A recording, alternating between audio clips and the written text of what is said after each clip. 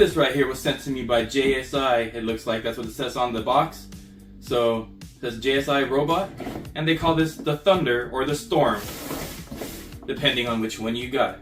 This claims to be a 1/14 scale monster truck, truggy looking thing. It's got a wing on it.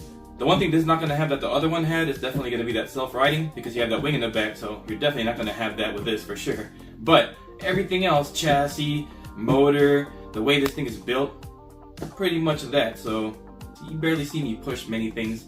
I'm just here to be in the hobby, really. When I do get sent some stuff by some companies, I always tell them I'm going to be 100% honest, and I'm not going to sugarcoat anything. So if you still want to send it to me, just be prepared, and hopefully what you send me is good.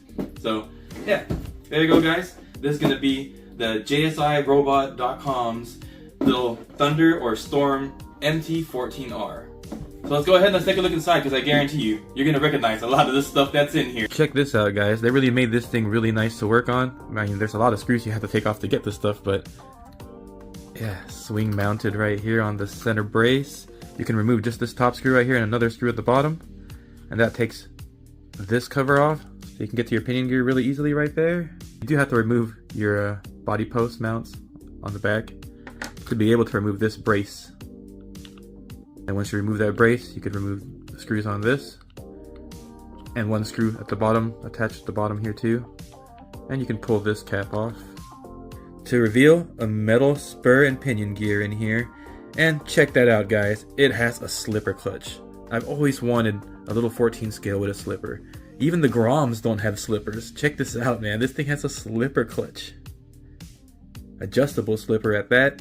Brushless motor out the box. It has adjustable turnbuckles all around for adjustment, front and rear. We have adjustable toe right there. All the links are adjustable here. And we also have sway bar front and rear. Full ball bearings, CVD in the front, and dog bones in the rear. And we have a metal geared servo, 3-wire, standalone electronics, standalone ESC and receiver in here.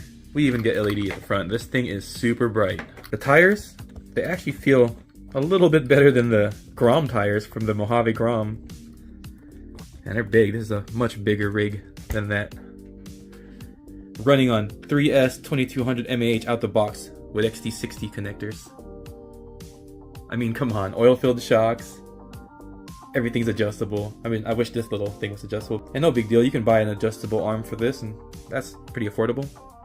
But everything's all braced nicely. Plastics look good.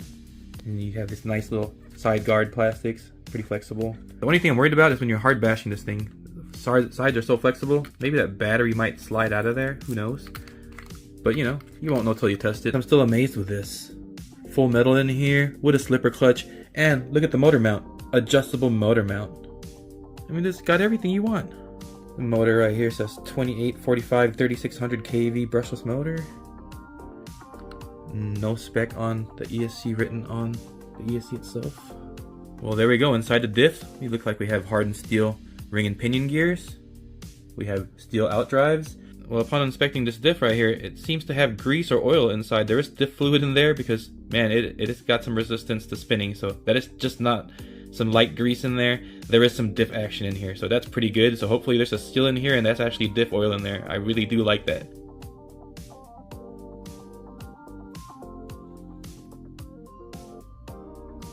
And it looks like they give you both sets of the stickers anyway, so you can name it the Thunder or the Storm, whichever you want to name it.